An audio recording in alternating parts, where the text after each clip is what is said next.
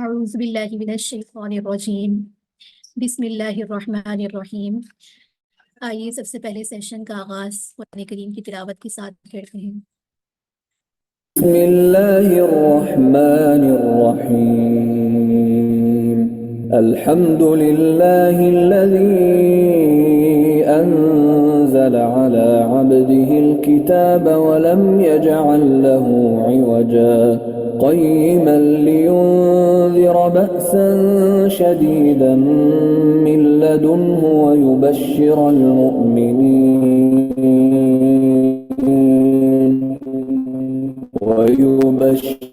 المؤمنين الذين يعملون الصالحات أن لهم أجرا حسنا ماكثين فيه أبدا وينذر الذين قالوا اتخذ الله ولدا ما لهم به من علم ولا لآبائهم كبرت كلمة تخرج من أفواههم إن يقولون إلا كذبا فلعلك باخع نفسك على آثارهم إن لم يؤمنوا بهذا الحديث أسفا إنا جعلنا ما على الأرض زينة لها لنبلوهم أيهم أحسن عملا وإنا لجاعلون ما عليها صعيدا جرزا أم حسبت أن أصحاب الكهف والرقيم كانوا من آياتنا عجبا إذ أوى الفتية إلى الكهف فقالوا ربنا آتنا من لدنك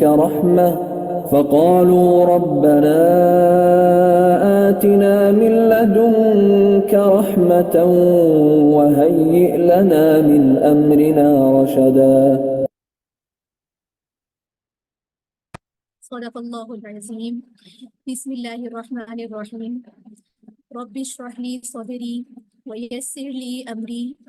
واحلل عقدة من لساني يفقهوا قولي رب زدني علما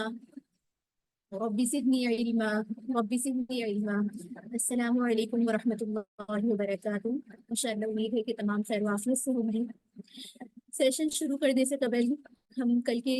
پارے کے اہم نکات، جو کہ ہمارا 14واں پارہ تھا، اس کو دیکھ لیتے ہیں، اور اس کے بعد انشاءاللہ آج ہمارا 15واں پارہ ہے، یعنی کہ نصف قرآن کے اہم نکات کو ہم نے اب تک دیکھ لیا ہے۔ کل 14 پارے کے شروع کے اندر ہم نے سب سے پہلے کفار کی جو تمنائیں تھیں کہ ربما یود الذین کفروا لو کانوا مسلمین، کہ جب وہ موت اور حشر کی تمام مناظر کو دیکھ لیں گے اور اس وقت ان پہ جو عذاب آئے گا اور ان کی عذاب میں بتدریج ترقی ہوتی رہے گی، تو اس موقع کے اوپر کافر تمنا کریں گے اے کاش ہم بھی مسلمان ہو جاتے۔ اس کے ساتھ ہی کل کے پارے میں ہم نے حفاظت قرآن سے متعلق پڑھا کہ اللہ تعالیٰ نے قرآن کی حفاظت، یعنی کہ قرآن کے معنی اور الفاظ دونوں کی حفاظت کی ذمہ داری دی ہے۔ اس کے ساتھ ہم نے کل کے پارے کے اندر حضرت آدم علیہ السلام کی تخلیق سے متعلق پڑھا اور اہل جنت اور اصحاب حجر کا تذکرہ پڑھا۔ اصحاب حجر کے بارے میں یہی ہے کہ وادی سمود میں جو ہے آباد تھے، حضرت صالح علیہ السلام کو ان کے پاس پیغمبر بنا کے بھیجا گیا، اپنی قوم کو دعوت دی، لیکن سابقہ اقوام کی طرح انہوں نے بھی اپنے پیغمبر کو جھٹلایا۔ تو اس کا نتیجہ کیا ہوا کہ ایک آواز کے ذریعے، ایک ہیبت ناک آواز کے ذریعے اللہ نے ان کے اوپر عذاب کو نازل فرما دیا۔ اس کے ساتھ ہی یہاں پر کل کے پارے میں ہم نے یہ بات بھی دیکھی کہ پھر آپ صلی اللہ علیہ وآلہ وسلم کو آیات مبارکہ کے ذریعے علی الاحرام تبلیغ کا حکم دیا گیا، اور ساتھ ہی پوری زندگی عبادت کرنے کا حکم دیا کہ وَاعْبُدْ رَبَّكَ حَتَّى يَأْتِيَكَ الْيَقِينُ۔ کل ہی کے بارے میں ہم نے سورۃ النحل کے اہم نکات کو دیکھا، جس میں اللہ تعالیٰ نے جو ہے بے شمار نعمتوں کا ذکر فرمایا ہے اس سورت کے اندر، اور انسان کی تخلیق اور انسان کی اس کے اوپر جو ناشکری کا عمل ہے اس کے متعلق ہم نے تفصیلی طور پر پڑھا، اور اللہ تعالیٰ نے اپنے انعامات میں سے کافی ساری ایسی چیزوں کو بیان فرمایا جو انسان کے فائدے کے لیے پیدا کی گئی ہیں، جس کے اندر جانور ہو گئے، کھانے پینے کا سامان ہو گیا، سمندری فوائد ہو گئے، اور اس کے ساتھ ہی جو متکبرین کے سوال جواب تھے کہ وَإِذَا قِيلَ لَهُم مَاذَا أَنزَلَ رَبُّكُمْ قَالَ أَسَاطِيرُ الْأَوَّلِينَ کہ تمہارے پروردگار نے کیا بات نازل کی ہے، تو وہ پہلے کہتے تھے کہ یہ پہلے من گھڑت لوگی کہانی افسانے ہیں، تو ان باتوں کے نتیجے میں انہوں نے اپنے اوپر خود عذاب کو جو ہے دعوت دی۔ اس کے ساتھ ہی یہاں پر متقین کے سوالات کا ہم نے ذکر پڑھا تھا کہ جب ان سے بھی یہی سوال کیا جائے گا تو اپنے تقوی کی روشنی میں جواب دیں گے کہ اللہ تعالیٰ نے خیر کی بات اتاری تھی، اور اس کا نتیجہ یہ ہوگا کہ اللہ رب العزت انہیں جو ہے ہمیشہ بہتری کی طرف، یعنی کہ آخرت میں ان کے ملنے والا انعام جو ہے وہ جنت میں ان کو دے کر جائیں گے۔ اس کے ساتھ ہی مشرکین کے جو دیگر شبہات تھے ان میں سے آپ صلی اللہ علیہ وآلہ وسلم کی رسالت کے اوپر جو شبہ ظاہر کرتے تھے یا بلا وجہ آپ کو رسول صلی اللہ علیہ وآلہ وسلم کی انسان ہونے کے اوپر انہیں اعتراض تھا کہ رسول اگر آنا بھی تھا تو کوئی فرشتہ آتا، تو اس طرح کی ان کا جو عقیدہ تھا یا ان کا انکار کرنا تھا اس کو ذکر کیا گیا، اور ساتھ ہی بچی کی پیدائش پر جو مکہ مشرکین کے حال ہوتے تھے اور اس پہ جو ہے اس کو منسوب بھی اللہ تعالیٰ کی طرف کرتے تھے، اس بات کا تفصیلی طور پر ہم نے ذکر پڑھا۔ آگے اس پارے کے اندر ہم نے ایک جامع ترین آیت پڑھی جس کے اندر اللہ رب العزت نے 3 چیزوں کو حکم دیا کہ اللہ تعالیٰ کے ساتھ انصاف کرنے کا، بھلائی کرنے کا، اور قریبی رشتہ داروں کو ان کی حقوق دینے کا حکم دیا گیا، جبکہ بے حیائی، برائی اور ظلم زیادتی سے منع کیا گیا۔ اس مختصر آیت میں اگر دیکھا جائے تو پورے دین اسلام کو اللہ رب العزت نے سمیٹ کر بیان فرما دیا۔ اس کے ساتھ ہی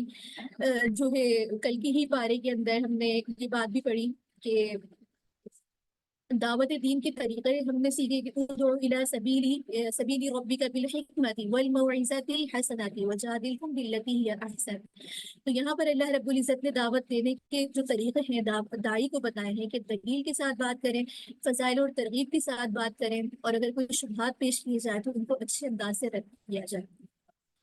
یہاں تک کل کے پارے کے ہمارے اہم نکات جو ہے مکمل ہوتے ہیں۔ آج انشاءاللہ ہم جو ہے 15واں پارہ کریں گے، اور یہاں پر سورہ بنی اسرائیل اس کی تقریباً 12 رکوع ہیں، اور سورہ کہف کے تقریباً 10 رکوع کا یہاں پر احاطہ کریں گے۔ تو آئیے سب سے پہلے سورہ بنی اسرائیل جس کو سورۃ الاسراء بھی کہا جاتا ہے اس کو دیکھتے ہیں۔ اہم نکات میں یہاں پر اس کی وجہ تسمیہ، زمانہ نزول اور مضامین ہیں۔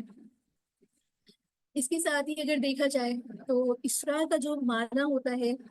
رات کو لے کر جانا، اور چونکہ اس صورت کے اندر اسراء کا ذکر ہے، یعنی کہ آپ صلی اللہ علیہ وآلہ وسلم کا یہ سفر رات کے وقت ہوا تھا، اسی مناسبت سے اس کا نام جو ہے اسراء رکھا گیا ہے۔ اس کے ساتھ ہی بنی اسرائیل جو اس صورت کا مشہور نام ہے، تو یہاں پر ایک فقرہ آیا ہے، اسی کو علامت کے طور پہ سورہ بنی اسرائیل بھی کہا جاتا ہے۔ زمانے نزول کے اعتبار سے دیکھیں تو ہجرت سے 1 سال پہلے، یعنی کہ معراج کے موقع پر نازل ہوئی تھی۔ مضامین میں اگر یہاں پر دیکھیں تو کفار کو تنبیہ کے لیے بنی اسرائیل اور دوسری قوموں کے انجام سے سبق لیں۔ یہاں یہ بتایا جا رہا ہے کہ خدا کی دی ہوئی مہلت سے فائدہ اٹھا کر اپنی روش کو بدلیں، اور اس ضمن میں بنی اسرائیل کو یہ تنبیہ بھی کی گئی ہے کہ جو ہجرت کے بعد عنقریب براہ راست زبان وحی کا مخاطب بننے والے تھے کہ پہلے جو سزائیں تمہیں مل چکی ہیں ان سے عبرت حاصل کرو، اگر اب جو موقع تمہیں مل رہا ہے اس سے فائدہ اٹھاؤ۔ اور ساتھ ہی یہاں اس کے مضامین میں انسانی سعادت اور فلاح کے اصول سمجھاتے ہوئے اللہ تعالیٰ کی توحید، نبوت اور قرآن کریم کے حق ہونے کی دلائل کو پیش کیا گیا ہے۔ ساتھ ہی جو معترضین کے اعتراضات تھے، شبہات تھے، ان کا جواب بھی دیا گیا ہے۔ اب یہاں پر یہ بھی ہے اس کے مضامین میں کہ ہجرت کے بعد اسلام جو ایک نئے دور کے اندر داخل ہو رہا تھا، جو ایک اجتماعی نظام کو برپا کرنے والا تھا، ان اصولوں کو، ان کی بنیادیں بتائی گئی ہیں۔ اور دوسرے الفاظ میں اگر دیکھا جائے تو اسلامی مملکت کا ایک منشور سامنے رکھا گیا ہے جو 1 سال کے بعد ہجرت کے بعد یعنی کہ قائم ہونے والی تھی۔ وہ واضح طور پہ بتایا گیا کہ جس معاشرے کی تعمیر رسول اللہ صلی اللہ علیہ وآلہ وسلم کرنا چاہتے ہیں اس کا خاکہ یہ ہے۔ اس کے ساتھ ہی آپ صلی اللہ علیہ وآلہ وسلم اور آپ کے صحابہ کو ہدایات کی جو مشکلات کے طوفان میں ایک مضبوطی کے ساتھ جمے رہنے اور پورے صبر استقامت کے ساتھ تبلیغ اور اصلاح کے کام میں لگے رہے، لگے ہوئے تھے، تو یہاں پر ان کو سخت سے سخت جو ہے اس موقع کے اوپر لغزش کا بھی امکان باقی نہ رہے، تو اللہ تعالیٰ نے اپنے ہر رسول کو زمین آسمان کی بادشاہت اور نظامات کا جو ہے مشاہدہ کروایا، تاکہ وہ خود اس تمام چیزوں کو دیکھ لیں اور یقین کے ساتھ دعوت دیں۔ تو آپ صلی اللہ علیہ وآلہ وسلم کو یہ بھی مشاہدہ کروایا، جسے معراج کا نام دیا جاتا ہے، اور اس کا ذکر اس صورت کے اندر ہے، اور اسی معراج کے واقعے میں جب یہ پیش آئے تو یہاں پر 5 وقت کی نماز اور فرائض کے متعلق بتایا گیا۔ پچھلی آیات کے اندر بھی ہم نے یہ بات پڑھی تھی کہ اصلاح نفس اور تزکیہ نفس کے لیے سب سے جو بہترین اقدام ہے وہ صبر کے ساتھ ثابت قدمی ہے اور نماز کے ساتھ استقامت نکالنی ہے، تو یہاں تک اس کے یہ اہم مضامین ہیں۔ اس کے ساتھ ہی پہلا رکوع شروع ہو رہا ہے، جہاں پر آیات آپ کے سامنے ہیں، اور واقعہ معراج کا جو ایک زمینی سفر کا بیان اس کے بارے میں ہے۔ اہم نکات میں ہدایت ربانی کا لب لبابہ بتایا جا رہا ہے، اور ساتھ ہی بنی اسرائیل پر عروج اور زوال کے جو ادوار گزرے، اور پھر بنی اسرائیل کو تنبیہ کی جا رہی ہے، اور عروج کے حصول کا ذریعہ بتایا جا رہا ہے کہ قرآن حکیم۔ اس کے ساتھ ہی اس کے پورے واقعے اور پورے خلاصے کو یہاں پر دیکھیں تو واقعہ معراج کیا تھا کہ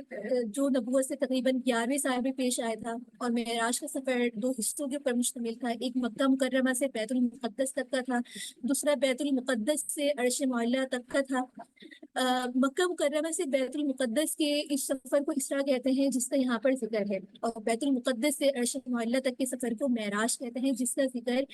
تفصیلی طور پر سورہ نجم کی آیات میں ہے، اور متواتر احادیث کے اندر اس کا تذکرہ ہے۔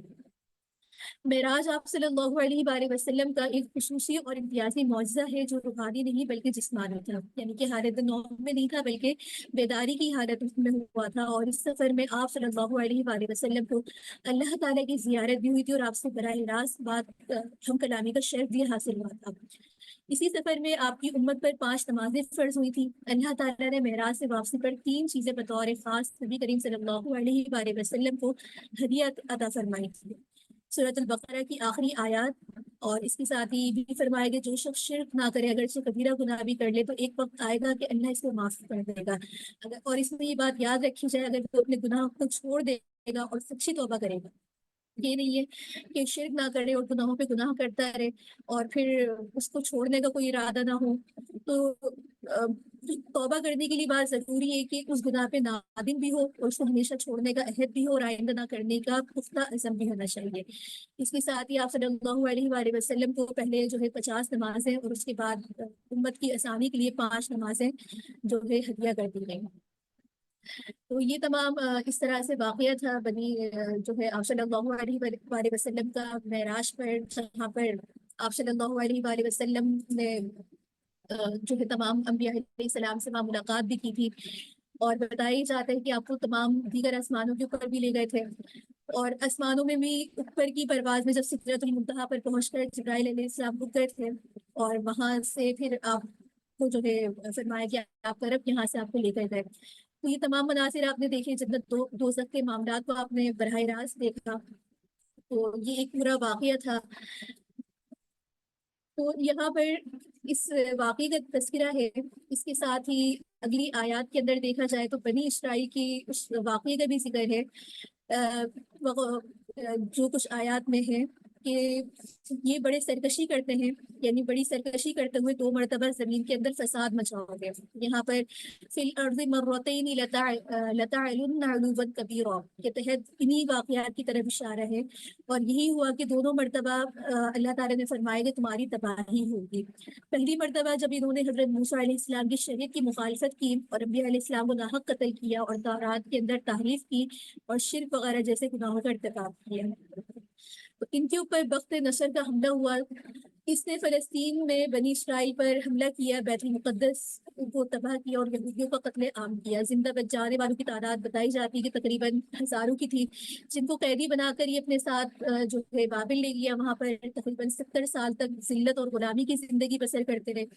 پھر اللہ تعالیٰ نے دوبارہ انہیں خوشحالی کا موقع دیا، کثیر تعداد میں مال اولاد سے نوازا، تو ایک عرصہ تک فلسطین میں یہ آباد رہے، لیکن بالآخر انہوں نے وہی کرتوت اپنے شروع کر دیے، نافرمانیاں شروع کر دی،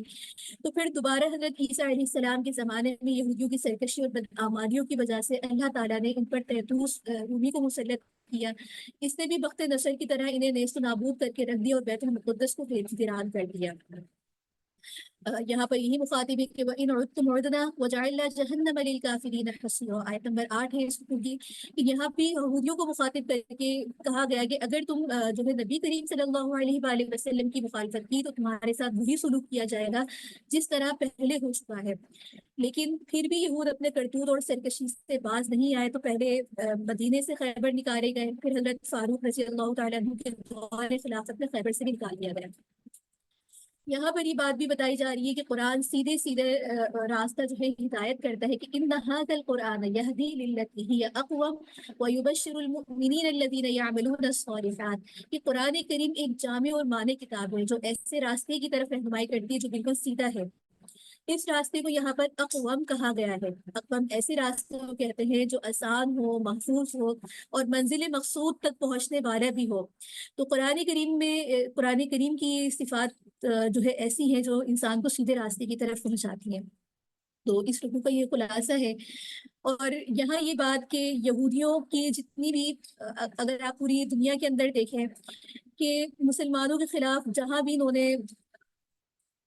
جو ہے کہیں بھی نے مسلمانوں کے خلاف کوئی کام کرنا ہوتا ہے، کوئی بات مسلمانوں کے خلاف کوئی بھی ان کی تحریک ہوتی ہے، تو یہ ہمیشہ ہر جگہ ہی یہود پیش ہوتا ہے۔ تو یہاں پر آیت نمبر 9 کے اندر دیکھا جائے تو اللہ تعالیٰ نے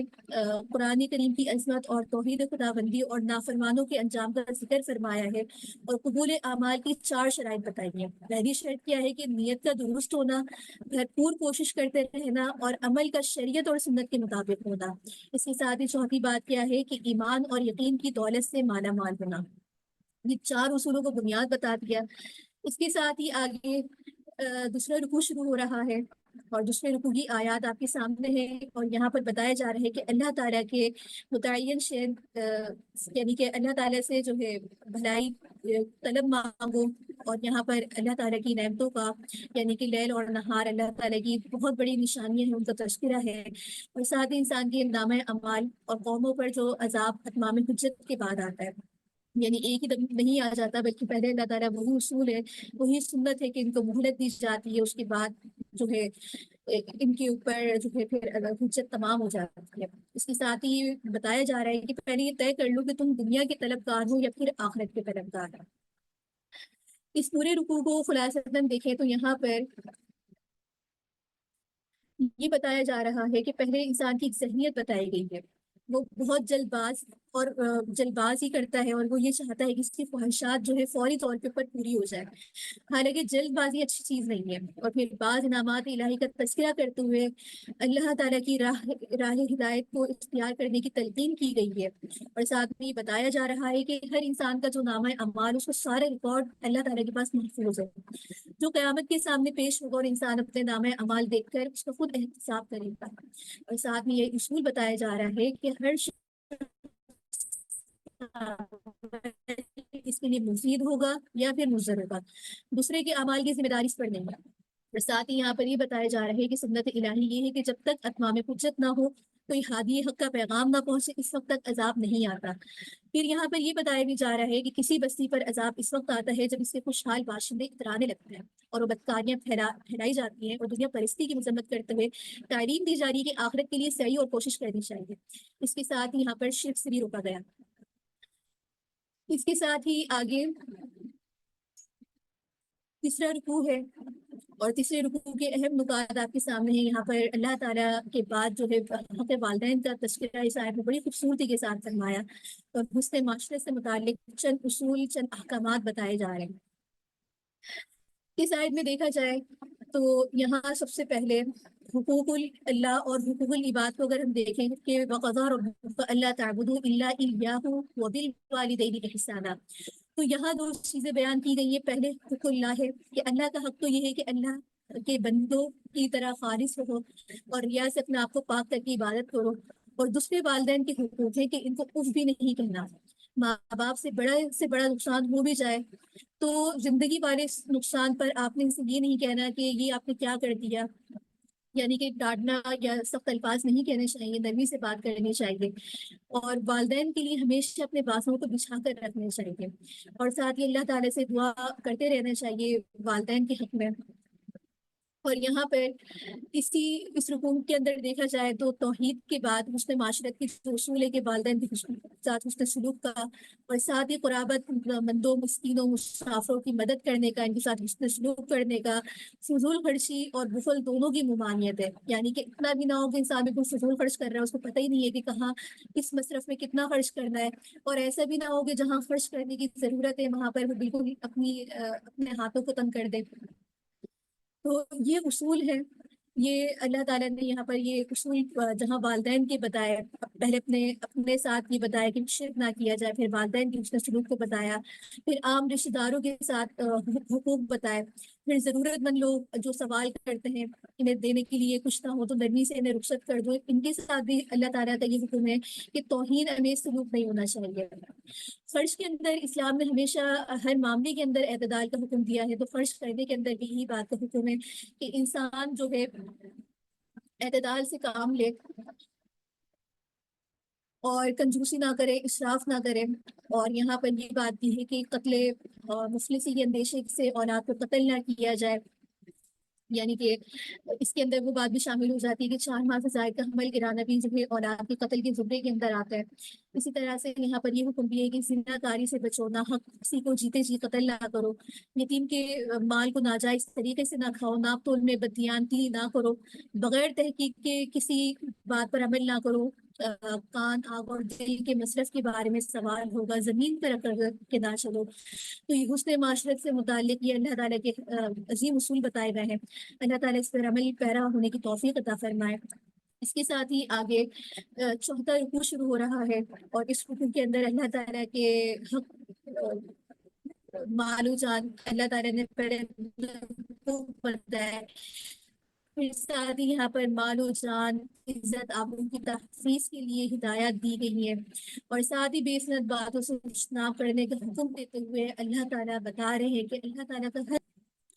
تو اس چوتھے رکوع کو اگر ہم خلاصتاً دیکھیں تو یہاں پر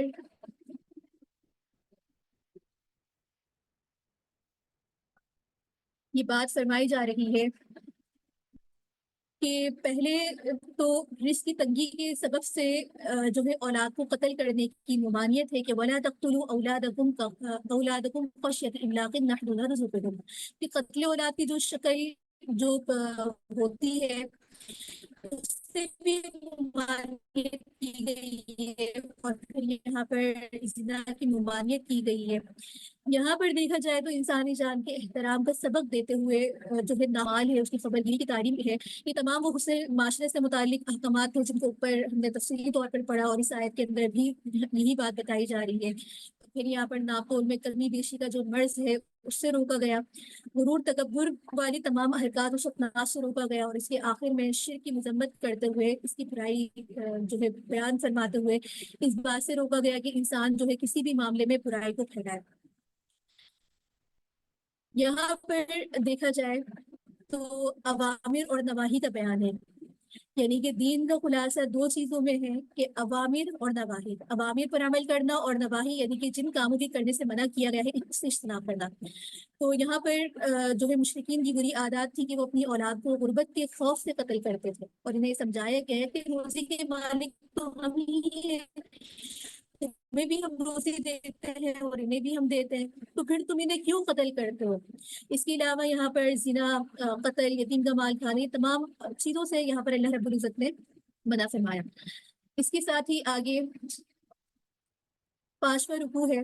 اور اس 5ویں رکوع میں اللہ تعالیٰ کی بلند شان کا ذکر ہے، اور سردار قریش کی محرومی کا سبب اور آخرت کے حوالے سے جو ان کے تنزیہ سوالات تھے ان کا ذکر ہے۔ اس رکوع کے اندر دیکھا جائے تو شرک کی تردید کرتے ہوئے توحید کا اعلیٰ طریقے سے درس دیا جا رہا ہے، اور یہ بتایا جا رہا ہے کہ کائنات کی ہر چیز، ہر تسبیح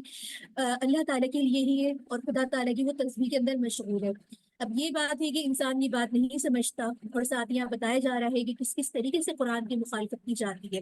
اور سب اس لیے ہے کہ آخرت کی زندگی پر یقین نہیں ہے، اور منکرین آخرت کہتے ہیں کہ مرنے کے بعد تو ہم گل چڑھ جائیں گے، تو دوبارہ ہم کس طریقے سے اٹھائے جائیں گے؟ حالانکہ اللہ تعالیٰ کی قدرت کا صحیح علم تو یہ ہے کہ معلوم اللہ تعالیٰ ہر چیز کو بنانے کے اوپر قادر ہے، جس نے کہ انسان کو ایک قطرے سے بنایا، تو کیا اللہ تعالیٰ کو دوبارہ اس کو پیدا کرنے میں، انہی ہڈیوں کو جوڑنے میں کوئی مشکل ہوگی؟ بس یہ اعتراضات تھا جو منکرین کو جو ہے سمجھ نہیں آتا تھا، اور اس بات پر ان کا یقین ہی نہیں ہوتا تھا کہ ہم مرنے کے بعد دوبارہ کیسے زندہ ہوں گے، دوبارہ ہماری ہڈیاں کیسے جڑے گی۔ تو یہاں اللہ تعالیٰ یہی بات بتا رہے کہ ہر چیز جو ہے قیامت میں اس کا حساب کتاب جب تم اپنی آنکھوں سے دیکھو گے، تو اس وقت تمہیں خود یقین آئے گا کہ جو بات تم تک پہنچائی جا رہی ہے، تم تک پیغام پہنچایا جا رہا ہے، یہ حق بھی تھا اور سچ بھی تھا۔ اس کے ساتھ یہ ہے کہ یہ قیامت کب آئے گی، کب قائم ہوگا، یہ سب کب ہوگا، تو اس کا علم اللہ کو ہے۔ تو یہاں پر یہ بتایا جا رہا ہے کہ گھبرانا نہیں چاہیے، یہ تمام چیزیں جلد ہی ہوں گی، اور جب ایسا ہوگا تو محسوس ہوگا کہ تم تو تھوڑے ہی عرصے جو ہے دنیا میں رہے ہو، اور یہ ایک بہت طویل عرصہ ہوگا۔ اس کے ساتھ ہی آگے چھٹا رکوع شروع ہو رہا ہے، اور چھٹے رکوع کے اہم نکات یہاں پر آپ کے سامنے ہے کہ انسان سے متعلق ہے کہ خوش کلامی کا حکم ہے، اور شیطان کی ناکامی کا ذکر ہے، اور اللہ تعالیٰ کے تمام احوال سے واقف ہے، یعنی کہ اللہ کے وسیع علم ہونے کا تذکرہ ہے، اور ساتھ ہی انسانی عقل سے ماورا تین نشانیاں یہاں پر ذکر کی گئی ہیں۔ اس رکوع کے اندر بتایا یہ جا رہا ہے کہ مخالفین کو جو ہے واض و نصیحت جو ہے بہت اچھے انداز سے کرنے کی تعلیم دی گئی ہے، اور یہ کہا جا رہا ہے کہ شیطان جو ہے سخت اور نازیبا اسلوب سے نبھانا چاہتا ہے۔ اس کا فائدہ شیطان کو یہ ہوتا ہے کہ وہ مخاطب کے دل کے اندر ہر دھرمی کو پیدا کرتا ہے، اور اس ہر دھرمی کا نتیجہ کیا ہوتا ہے کہ وہ حق راہ کو قبول کرنا ہے، کہ مشرکین جن جن چیزوں کو اللہ کا شریک ٹھہراتے ہیں وہ کسی کو کوئی نقصان پہنچانے پر قادر نہیں ہے، اور اللہ تعالیٰ سے جو ہے غیر اللہ سے وہ جو حاجت مانگتے ہیں، اس کی مذمت بیان کی گئی ہے۔ اور ساتھ ہی قرآن کریم کا کام جو ہے ہدایت پہنچانا ہے، لیکن مخالفین نے اس سے ہدایت حاصل کیوں نہیں کر پاتے؟ کیونکہ انہوں نے عداوت کا ایک چشمہ لگا کر رکھا ہوا ہے، جس کی وجہ سے قرآن کریم کی صحیح تعلیمات سے وہ فائدہ نہیں اٹھا سکتے۔ تو یہ داعی کے لیے ایک بہت بڑا اصول ہے، اور عمدہ جو بھی دعوت کا کام کرے اس کو بھی بتایا جا رہا ہے کہ اچھے انداز میں نرم انداز اختیار کرنا چاہیے، اور اس میں یہ اصول بتا دیا گیا کہ اگر کوئی سخت بات کہی جائے گی تو اس کا نقصان یہ ہوگا کہ وہ دعوت قبول کرنا اس کے لیے مشکل ہو جائے گا، اس کے دل میں جو سننے کا بھی ایک اللہ نے جذبہ رکھا ہوگا، وہ سخت الفاظ سے ایک ہر دھرمی شیطان اس کے اندر پیدا کرے گا، اور اس ہر دھرمی کا نتیجہ یہ ہوگا کہ وہ شخص اس سے متنفر ہو جائے گا، دل میں نفرت کے جذبات رکھے گا، اور اس کا نقصان یہ ہوگا کہ اس کو جو ہے دعوت قبول کرنا آپ کی مشکل ہو جائے گا۔ اس کے ساتھ ہی آگے ساتواں رکوع ہے،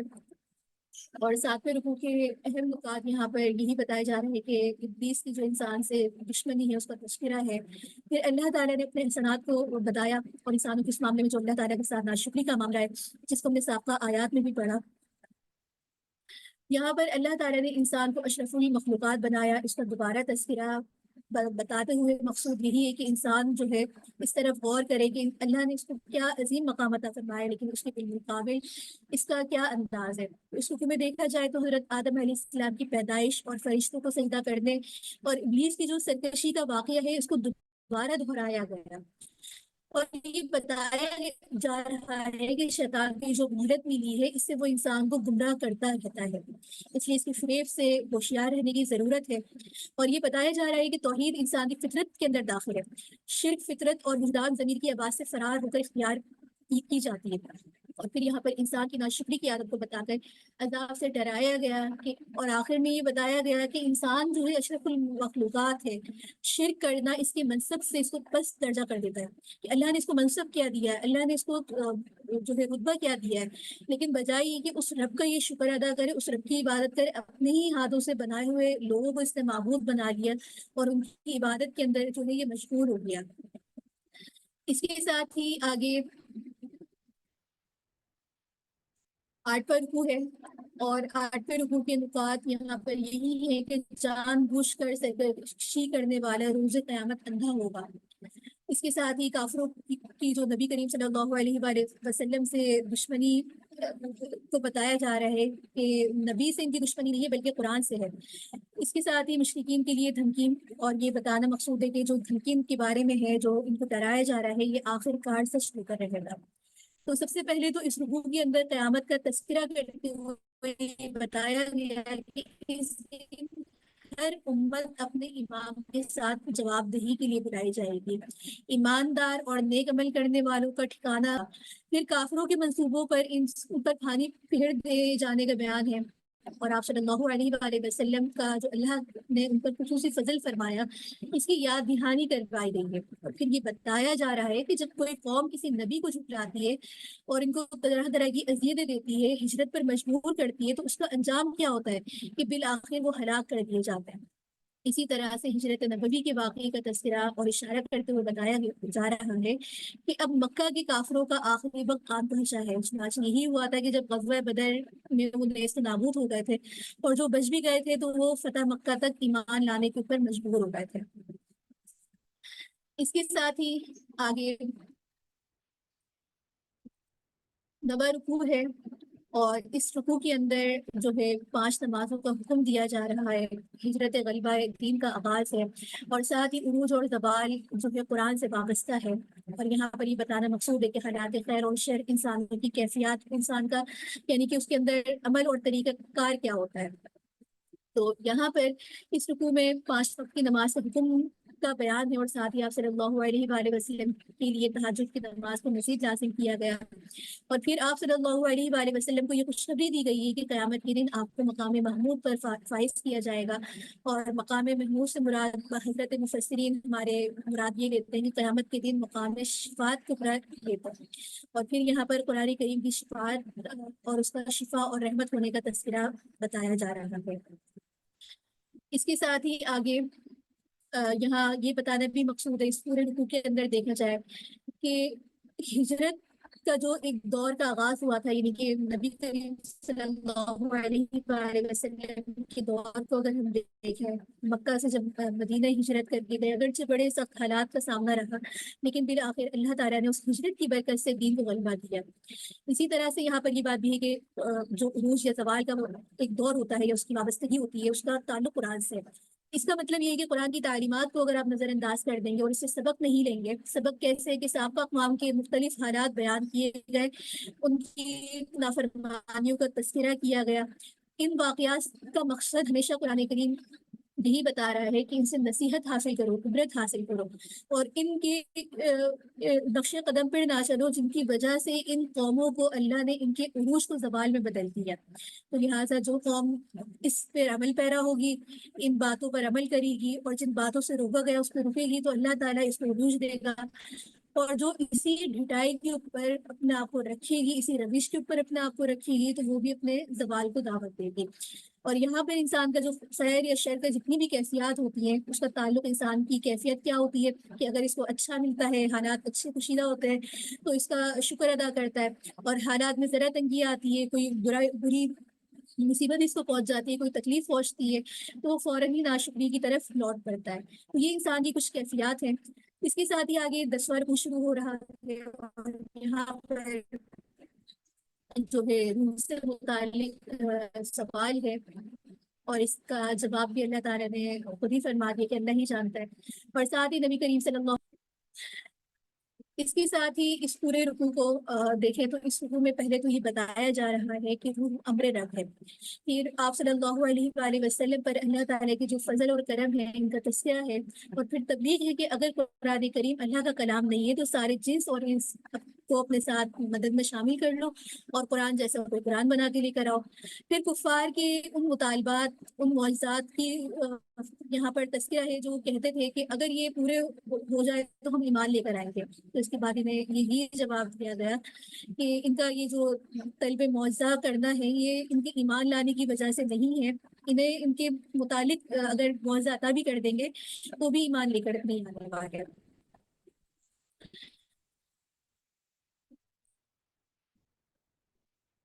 مشرکین کے جو بہت سارے مطالبات تھے،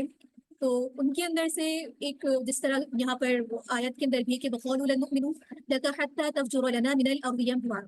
تو مشرکین مکہ کے جیسے بہت سارے مطالبات ہم ویسے بھی پڑھتے ہوئے آ رہے ہیں، کہتے تھے کہ مثلاً آپ زمین سے پانی کے چشمے نکالیں، کھجوروں اور انگوروں کے باغات لائیں، آپ آسمان پر چڑھ جائیں، وہاں سنہری ٹکڑے لے آئیں، تو اس طرح کی بیہودہ مطالبات کرتے تھے، فرمائشی چیزیں چاہتے تھے۔ تو یہاں پر اللہ پاک نے فرمایا کہ اے پیغمبر آپ ان کو بتا دیں میرا جو ہے اللہ پاک ہے، یہ کام میرے بس میں نہیں ہے، میں انسان بھی ہوں اور رسول بھی ہوں، مجھ سے وہ مطالبہ کرو جو انسانوں کے بس میں ہو، وہ مطالبات نہ کرو جو انسانوں کے بس میں نہیں ہوتے۔ تو یہ اللہ تعالیٰ نے ان کو ان آیات کے ذریعے جواب دیا۔ اس کے ساتھ ہی آگے 11واں رکوع شروع ہو رہا ہے، اور اس رکوع کے اندر جو ہے تمام رسول انسان ہی تھے، یہ بتایا جا رہا ہے دعا، اور یہاں ساتھ ہی گمراہوں کا انجام کا تذکرہ ہے۔ اس رکوع کے اندر دیکھا جائے تو مخالفین کے جو یہ اعتراضات تھے اور ان کے تعجبات تھے، اس کو بیان کرتے ہوئے کہا جا رہا ہے کہ ان کے جو جواب یہ دیا جا رہا ہے کہ اگر زمین پر فرشتے بستے تو رسول بن کر آتے، تو انسان بسے ہیں تو انسانوں میں سے انسان بن کر ہی رسول آئے۔ پھر منکرین قیامت کے تعجب کو یہاں پر اس طرح بیان کیا گیا کہ پہلی تخلیق پر تو تمہیں کوئی تعجب نہیں ہوتا، پھر دوبارہ زندہ کیے جانے پر تمہیں کیوں تعجب ہو رہا ہے؟ دیکھا جائے تو پہلی دفعہ نقش کرنا، پہلی دفعہ بنانا زیادہ مشکل ہوتا ہے بنسبت دوسری دفعہ کے۔ پھر یہاں پر انسان کی تنگ دلی کی مذمت کرتے ہوئے فرمایا جا رہا ہے کہ اس سے زیادہ تنگ دلی اور کیا ہوگی کہ اللہ کا دیا ہوا مال اللہ کی راہ میں ہی خرچ نہ کیا جائے۔ اس کے ساتھ ہی آگے اس صورت کا آخری رکوع ہے، اور یہاں پر جو ہے فرعون کی ہٹ دھرمی اور اس کی بربادی کا تذکرہ ہے۔ قرآن کریم کی عظیم تاثیر کا ذکر کرتے ہوئے فرمایا جا رہا ہے کہ سارے اچھے نام و صفات اللہ ہی کے لیے ہیں، اور قرآن میں اعتدال اور ساتھ ہی اللہ تعالیٰ کی توحید کے خزانوں کا تذکرہ ہے۔ اس رکوع میں حضرت موسیٰ علیہ السلام اور ان کے معجزات کا ذکر ہے، اور فرعون اور اس کے مخالفین کے انجام کا ذکر ہے، اور یہ بتانا مقصود ہے کہ قرآن کریم حق لے کر نازل ہوا ہے، اور پھر جو لوگ قرآن کریم کو جو ہے سمجھتے ہیں ان کی کیا کیفیت ہوتی ہے کہ وہ کس طریقے سے سجدہ کرتے ہیں، اپنی تھوڑیاں پکڑ کر روتے ہیں، خضوع کرتے ہیں، اور قرآن کریم کے آداب بتائے ہوئے آخر میں یہاں پر شرک کی جو ہے تردید کی جا رہی ہے۔ حضرت موسیٰ علیہ السلام کو اللہ تعالیٰ نے 9 واضح نشانیاں فرمائی تھیں کہ وَلَقَدْ آتَيْنَا مُوسَىٰ 9 آیَاتٍ بَيِّنَاتٍ، یہاں حضرت موسیٰ علیہ السلام کو جو اللہ تعالیٰ نے 9 واضح نشانیاں عطا فرمائی تھیں ان کا تذکرہ ہے، اور ان نشانیوں سے مراد یا تو معجزات ہیں یا احکامات خداوندی ہیں۔ معجزات کیا تھے؟ عیسیٰ بیدیہ زبان کی لکنت دور کر دی گئی تھی، سمندر کے 2 حصے کر دیے گئے تھے، فرعونیوں پر ٹڈی دل کا عذاب آیا تھا، طوفان عذاب، کپڑوں میں جوئیں پڑنا، میڈکوں کا عذاب اور خون کا عذاب۔ اور اگر اس سے مراد اللہ تعالیٰ کے احکامات ہیں تو یہ تھے کہ شرک نہ کریں، چوری نہ کریں، زنا نہ کریں، ناحق قتل نہ کریں، کسی بے گناہ پر جھوٹا الزام لگا کر اسے قتل یا سزا کے لیے پیش نہ کیا جائے، جادو نہ کیا جائے، سود نہ کھایا جائے، پاک دامن عورتوں پر بدکاری کی تہمت نہ لگائی جائے، اور میدان جہاد سے پیٹ نہ پھیری جائے۔ اس کے ساتھ ہی یہاں پر اللہ تعالیٰ کے سارے اچھے ناموں کا تذکرہ کرتے ہوئے فرمایا کہ قُلِ ادْعُوا اللَّهَ أَوِ ادْعُوا الرَّحْمَٰنَ أَيَّامًا تَدْعُوا فَلَهُ الْأَسْمَاءُ الْحُسْنَىٰ۔ تو ایک مرتبہ نبی کریم صلی اللہ علیہ وآلہ وسلم دعا مانگ رہے تھے، اور دعا میں یوں فرما رہے تھے کہ یا اللہ یا رحمان۔ تو مشرکین کہنے لگے ہمیں کہتے ہیں کہ ایک خدا کو پکارو اور خود دو کو پکاریں، تو انہیں یہ جواب دیا گیا کہ اللہ تعالیٰ تو ایک ہے، لیکن اللہ تعالیٰ کا نام ایک نہیں ہے بلکہ کہیں جس نام سے بھی پکارو گے سبھی اچھے ہیں۔ اور اسی طریقے سے یہاں پر جو مشرکین کی کم عقلی تھی اس کی یہاں پر زور طریقے سے تردید کی گئی ہے۔ اور ساتھ ہی قرأت میں اعتدال کا حکم ہے کہ آپ صلی اللہ علیہ وآلہ وسلم نماز میں باآواز بلند قرآن کریم کی تلاوت فرماتے تھے، تو مشرکین قرآن کریم سن کر مذاق اڑاتے تھے۔ تو اللہ تعالیٰ نے نبی کریم صلی اللہ علیہ وآلہ وسلم سے فرمایا کہ نہ تو اتنا زور سے پڑھیں اور نہ ہی بالکل آہستہ پڑھیں بلکہ درمیانی آواز سے پڑھیں۔ اسلام دیکھیں ہر معاملے میں اعتدال اور میانہ روی کا جو ہے خیال رکھا گیا ہے۔ اور ساتھ ہی آخر کے اندر سورہ اسراء کے آخر میں یہاں پر دیکھا جائے تو یہود و نصارہ مشرکین وغیرہ کی تردید کی گئی ہے کہ یہ اللہ تعالیٰ کے لیے بیٹا اور شریک ثابت کرتے تھے۔ نہ اللہ تعالیٰ کا کوئی بیٹا ہے نہ ہی اللہ کا کوئی شریک ہے، اللہ تعالیٰ شریکوں سے پاک اور بلند بالا ہے، اور اللہ تعالیٰ کمزور بھی نہیں ہے کہ اسے کسی کی مدد کی ضرورت ہو۔ یہاں تک اس صورت کے اہم مضامین جو ہے پورے ہوتے ہیں۔ اس کے ساتھ ہی آگے سورہ کہف شروع ہو رہی ہے۔ اس کی وجہ تسمیہ زمان نزول اور مضامین کو دیکھتے ہیں۔ کہف کہتے ہیں غار کو، اور چونکہ اس صورت کے اندر اصحاب کہف یعنی کہ غار والوں کا تذکرہ ہے، تو اسی نسبت سے یہاں پر اس کا نام کہف، سورہ کہف رکھا گیا۔ یہاں پر اس کے اگر ہم زمانہ نزول کے اعتبار سے دیکھیں تو ہجرت حبشہ سے پہلے یعنی کہ مکی دور کے زمانے کے تیسرے دور کے لگ بھگ یہ نازل ہوئی ہے،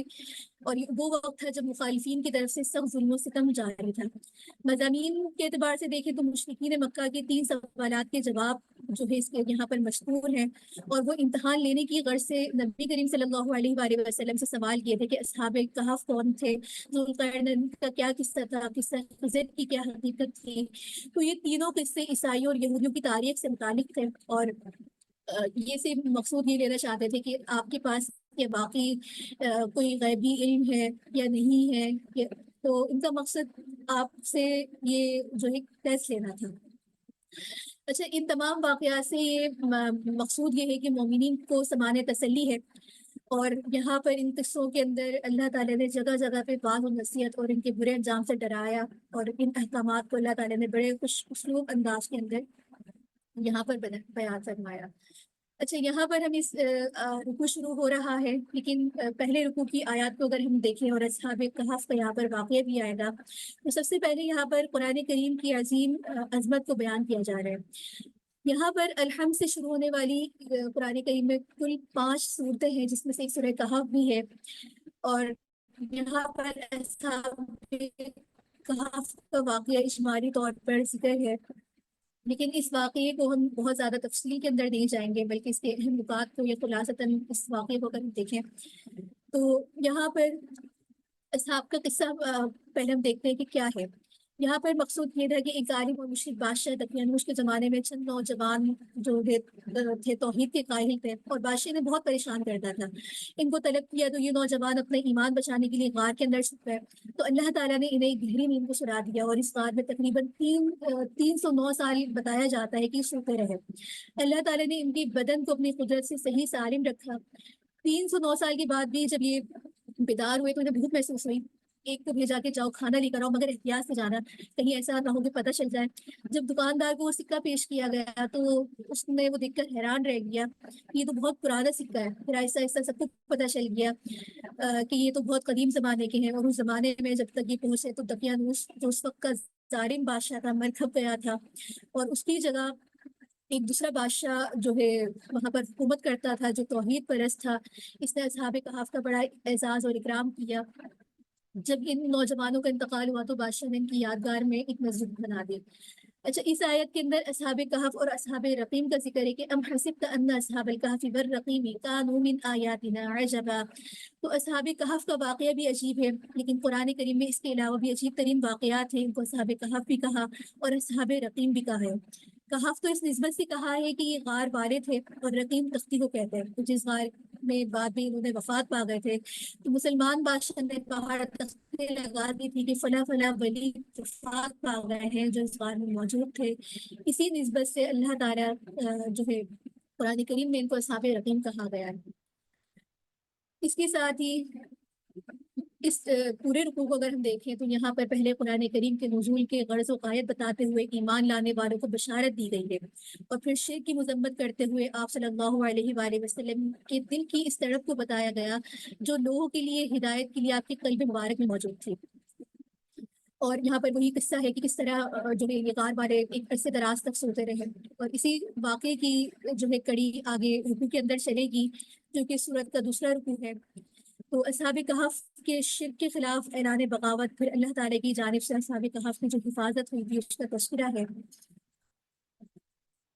اس رکوع کے اندر دیکھا جائے تو یہ اصحاب کہف کا جو تذکرہ ہے کہ بڑے مضبوط تھے، بڑے ایمان والے تھے،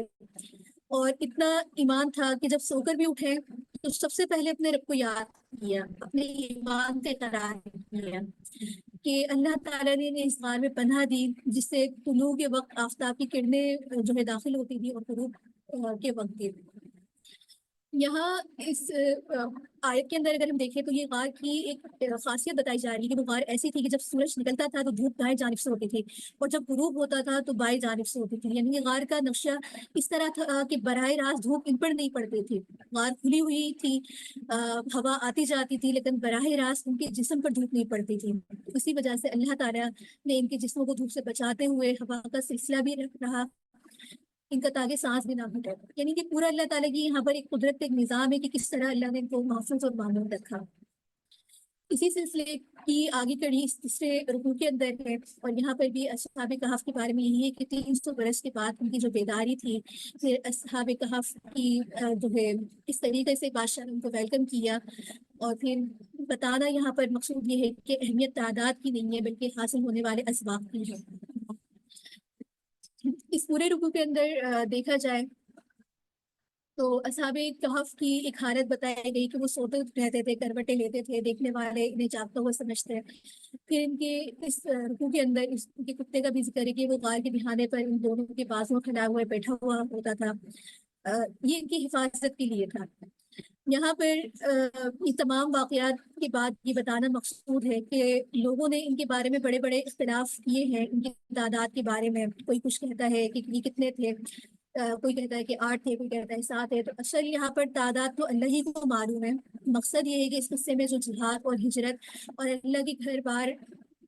اللہ کے لیے اپنے گھر بار کو چھوڑ دینے کی جو قربانی ہے، اصل تذکرہ اس کا ہے، اور اس سبق سے انسان کو جو ایک جذبہ حوصلہ ملتا ہے وہ اصل انسان کو لینے کے لیے مقصد ہے کہ کس طریقے سے اللہ تعالیٰ کی راہ کے اندر جب انسان اپنے ایمان کی خاطر اپنے گھر کو، اپنے مال کو، اپنی تمام چیزوں کو چھوڑ کر صرف اپنے ایمان کو بچانے کی خاطر جو ہجرت کرتا ہے تو پھر اللہ تعالیٰ اس کی مدد کس طریقے سے فرماتا ہے۔ اس قصے سے سبق یہ حاصل ہوتا ہے، دیکھا جائے کہ مومن کو ایمان کے سلسلے میں بڑا حساس ہونا چاہیے۔ اگر خدا نخواستہ مادیت اور ایمان دونوں میں سے کسی ایک کا انتخاب کرنے کا مرحلہ آئے تو بہرحال ایمان کی حفاظت کو ہر مادی چیز کے اوپر ترجیح دینی چاہیے۔ اس کے ساتھ ہی آگے چوتھا رکوع ہے، اور یہااں پر بتایا یہ جا رہا ہے کہ کام اس وقت ہوگا جب اللہ تعالیٰ چاہے گا، اور اصحاب کہف کی دوبارہ یہاں پر غار میں جو اختتام مدت تھی اس کا تذکرہ ہے۔ اس کے ساتھ ہی حق بیان کرو تو آپ کوئی مانے یا نہ مانے، یہ بات ہمیں اس تمام واقعے سے، اس رکوع سے پتہ چلتی ہے۔ اس رکوع کو اگر ہم خلاصتاً دیکھیں تو یہاں پر اللہ تعالیٰ کو ہر وقت یاد رکھنے اور خدا ہی کے مدد سے بھروسہ کرنے کی تعلیم دی جا رہی ہے کہ کسی نہ کسی کام کرنے کا جب کوئی انسان ارادہ کرے تو اس کو چاہیے کہ انشاءاللہ ضرور کہے۔ پھر اصحاب کہف کے سلسلے میں اس بار میں سوتے رہنے کی مدت میں لوگوں میں اختلاف کا تذکرہ ہے، یہاں بھی یہ بتایا جا رہا ہے کہ اصل مدت اللہ ہی کو معلوم ہے کیونکہ وہ اللہ ہی عالم الغیب ہے۔ اور پھر نیک صحبت کی تعلیم دیتے ہوئے کہا جا رہا ہے کہ مصاحبت اور دوستی ہم مجلسوں کے لیے مومن اور نیک اور پاکیزہ سیرت اشخاص کے ساتھ ہونی چاہیے، کیونکہ انسان کی صحبت کا اثر اس پر بہت ہوتا ہے۔ اس کے بعد قرآن کریم کا جو انکار کرنے والے ہیں اور ساتھ ہی جو ایمان لینے آنے والے ہیں ان کا یہاں پر تذکرہ کیا گیا، اور آخرت کی زندگی کا یہاں پر جو ہے موازنہ کیا جا رہا ہے،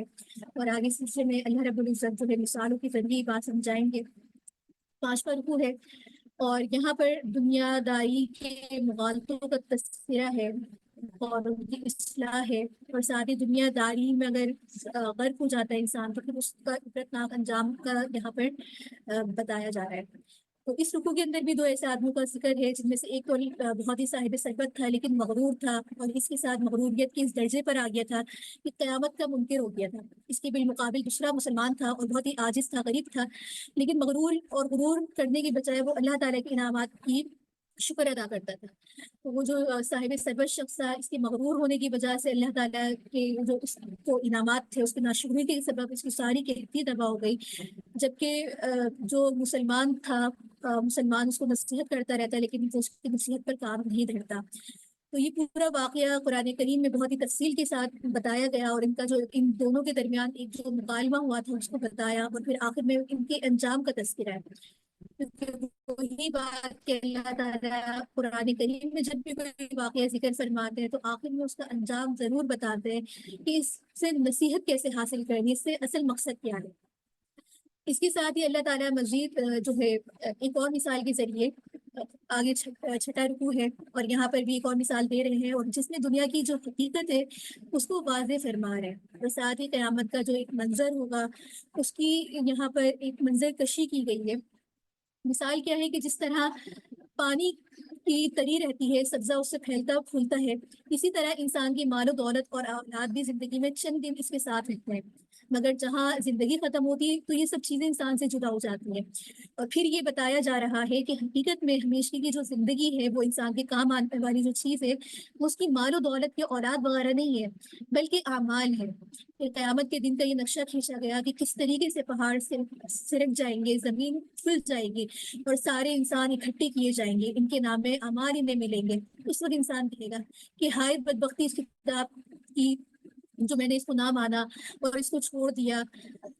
تو یہاں پر اس بات کا ذکر ہے، اور انسان کو دنیا کی حقیقت بتائی گئی ہے کہ دنیا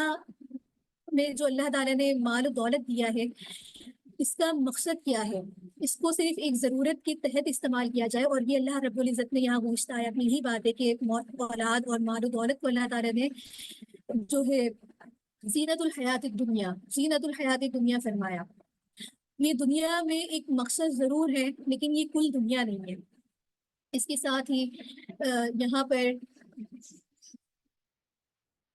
آگے 7واں رکوع ہے، اور اس 7ویں رکوع کے اندر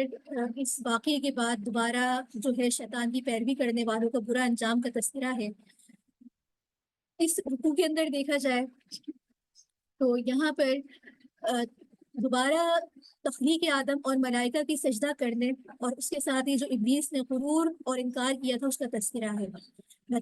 اس واقعے کو بار بار لے کر آنے کا تکرار کے ساتھ کیا مقصود ہے کہ انسان شیطان کی پیروی سے اس کو روکا گیا ہے، اس کو بار بار تنبیہ کی جا رہی ہے، کیونکہ وہ انسان کا سب سے پہلے ہی دن سے دشمن ہے، اس کی دشمنی کی ظاہر ہے۔ پھر قیامت کی یہاں پر دوبارہ ہولناکیوں کا ذکر ہے، اور بات بتائی یہ جا رہا ہے کہ شیطان کی پیروی کا نتیجہ کیا ہوگا کہ اس دن عذاب ان کو ملے گا، سخت رسوائی کے اندر ہوتے ہیں۔ قرآن کریم میں متعدد مقامات پر آپ دیکھیں کہ شروع پارے سے اب تک 15 پارے کے اندر ہم نے کتنی جگہ پہ تخلیق آدم کا ذکر بار بار پڑھا ہے، اور بار بار شیطان کا جو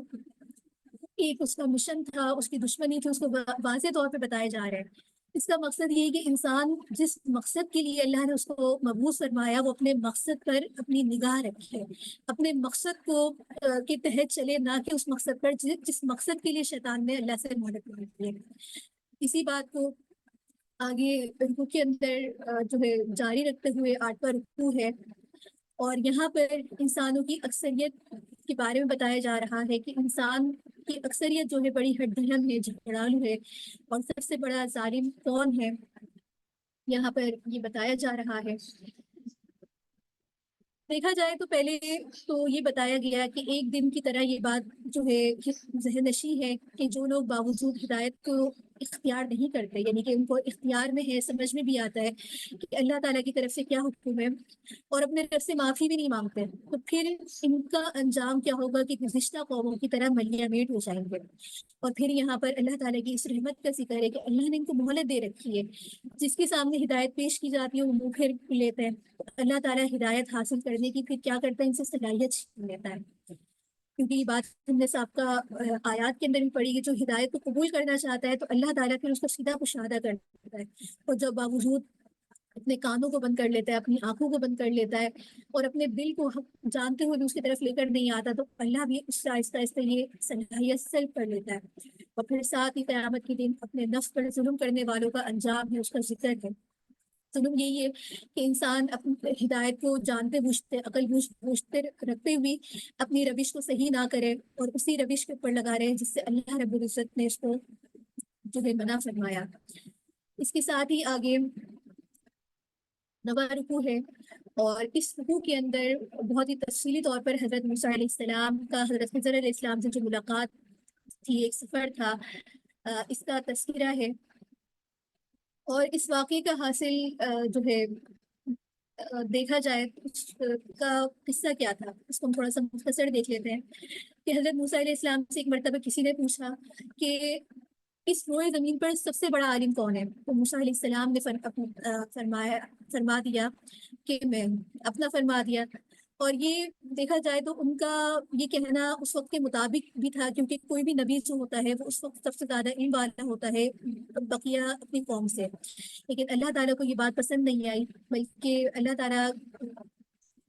کے احکامات کے مطابق تو یوں کہنا چاہیے تھا کہ اللہ ہی بہتر جانتا ہے، سب سے بڑا عالم تو اللہ ہی ہے۔ تو پھر حضرت موسیٰ علیہ السلام کو اللہ تعالیٰ نے حکم دیا کہ وہ حضرت خضر علیہ السلام کے پاس علم سیکھنے جائیں، جہاں دو دریا ملتے ہیں، اس جگہ پہ ان کی ملاقات ہوگی۔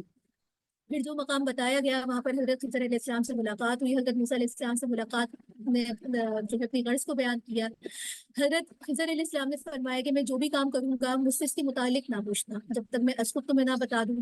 سفر شروع ہوا، حضرت خضر علیہ السلام نے 3 کام کیے، کشتی کا تختہ اکھاڑا، بچوں کو قتل کیا، بغیر اجرت کے دیوار کو ٹھیک کیا۔ چونکہ پہلے دونوں کام جو ہے شریعت کے خلاف تھے، یعنی کشتی کا تختہ اکھاڑ دینا، بچوں کو قتل کر دینا، تو یہاں پر حضرت موسیٰ علیہ السلام جو ہے خاموش نہیں رہ سکے۔ تو حضرت جدائی ہوئی تو حضرت خضر علیہ السلام نے فرمایا اب میں آپ کو ان واقعات کا مقصد بتا دیتا ہوں جن پر آپ نے صبر نہیں کیا۔ پہلا تو یہ کہ کشتی والے غریب تھے، آگے ظالم بادشاہ تھا، اگر وہ صحیح سالم کشتی کو دیکھ لیتا تو زبردستی ان سے چھین لیتا، تو میں نے چاہا کہ اس میں کوئی عیب پیدا کر دوں تاکہ اس عیب کی وجہ سے بادشاہ کی اس کی طرف رغبت نہ ہو۔ دوسرا کہ بچے کے والدین مومن تھے، اگر یہ زندہ ہوتے تو ممکن تھا کہ انہیں سرکشی میں کفر میں مبتلا کرتا، تو ہم نے چاہا کہ اللہ تعالیٰ اس کے بدلے میں انہیں ایسی اولاد دیں جو پاکیزہ ہو اور ان سے بہتر کرے۔ اسی طرح سے تیسرا واقعہ کہ دیوار جو 2 یتیم بچوں کی تھی، اس کے نیچے ان کے والد نے خزانہ دفن کیا ہوا تھا، ان کا باپ بہت زیادہ نیک آدمی تھا، تو اللہ نے چاہا کہ اپنی جوانی کی عمر کو پہنچ کر اپنا خزانہ نکال لیا۔ تو یہاں پر جو بات ہمیں سمجھ میں آتی ہے کہ حضرت موسیٰ علیہ السلام کے پاس تشریعی علم تھا، جبکہ حضرت خضر علیہ السلام کے پاس تکوینی علم تھا۔ تو یہاں پر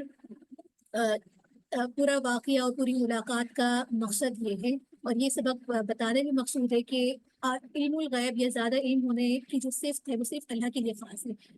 اس کے ساتھ ہی آگے 10واں رکوع ہے جو کہ کل کے پارے کے اندر بھی ہماری سورہ کہف کا سلسلہ جاری رہے گا، اور یہاں پر بھی کشتی میں شگاف ڈالنے کا واقعہ، لڑکے کو قتل کر دینے کا واقعے کا ہی تذکرہ ہے، جس کو ابھی ہم نے پورے خلاصتاً جو ہے رکوع کے اندر دیکھا۔ یہاں پر اگر اس رکوع کو خلاصتاً دیکھیں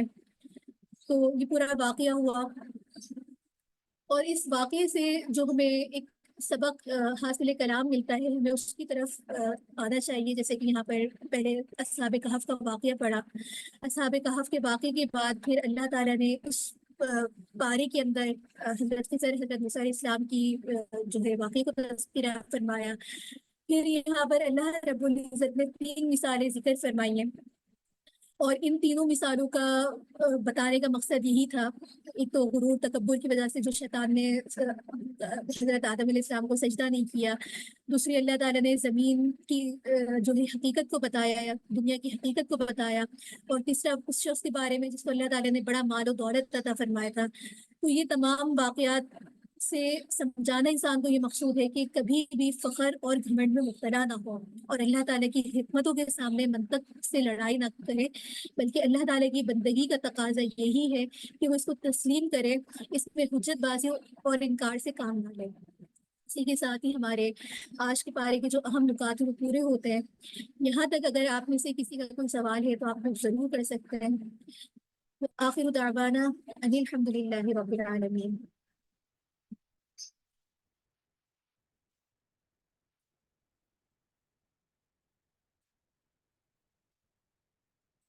الحمد للہ آج ہمارے 15 پاروں کا ایک خلاصہ، ایک سمری ہمارے سامنے آ چکی ہے۔ اللہ سے دعا ہے کہ ہم نے اس نصف قرآن کو جو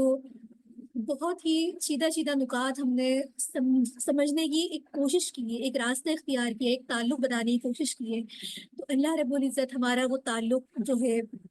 بناتے رکھتے ہوئے ہمیں ان تمام چیزوں پر عمل کرنے کی بھی توفیق عطا فرمائے، اور اس رمضان اس کی برکت سے اللہ تعالیٰ ہماری زندگیوں کے اندر وہ انقلاب ضرور لے کر آئے جس کے ذریعے ہم قرآن کریم سے صحیح معنوں میں اپنا تعلق جوڑیں۔ تو انشاءاللہ کل ہمارا سیشن نہیں ہوگا، لیکن ممکن ہے کہ اگلے کسی اتوار ہم اپنا سیشن کریں تاکہ ہم اپنے 30 پاروں کا جو ہمارا ٹاسک ہے اس کو مکمل کر سکیں اس رمضان۔ اس کے ساتھ ہی انشاءاللہ پوری کوشش ہوگی کہ اس ہفتے کی تمام سلائیڈ بھی آپ کے ساتھ شیئر کر دی جائیں، تاکہ آپ میں سے اگر کسی کو کوئی نکات سمجھنے میں کوئی پریشانی ہو یا آگے آپ نے اس پیغام کو فارورڈ کرنا ہے تو انشاءاللہ یہ آپ کو معاون ثابت ہوگا۔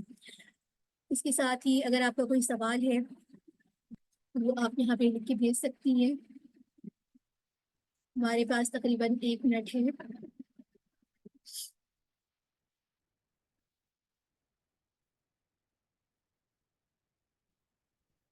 آمین بھیا جی، اس کے ساتھ ہی پھر ہم اپنا سیشن مکمل کرتے ہیں۔ آپ سب بھی ہمیں اپنی خصوصی دعا میں یاد رکھیے گا۔ اللہ تعالیٰ ہمیں جو ہے قرآن کی صحیح معنوں میں سمجھ بوجھ عطا فرمائے اور رمضان المبارک کی تمام برکتوں سے ہمیں مستفید ہونا نصیب فرمائے۔ وآخر دعوانا ان الحمد للہ رب العالمین۔ سبحانک اللہم وبحمدک، نشہد ان لا الہ الا انت، نستغفرک واتوب الیک۔ آمین۔ السلام علیکم ورحمۃ اللہ وبرکاتہ۔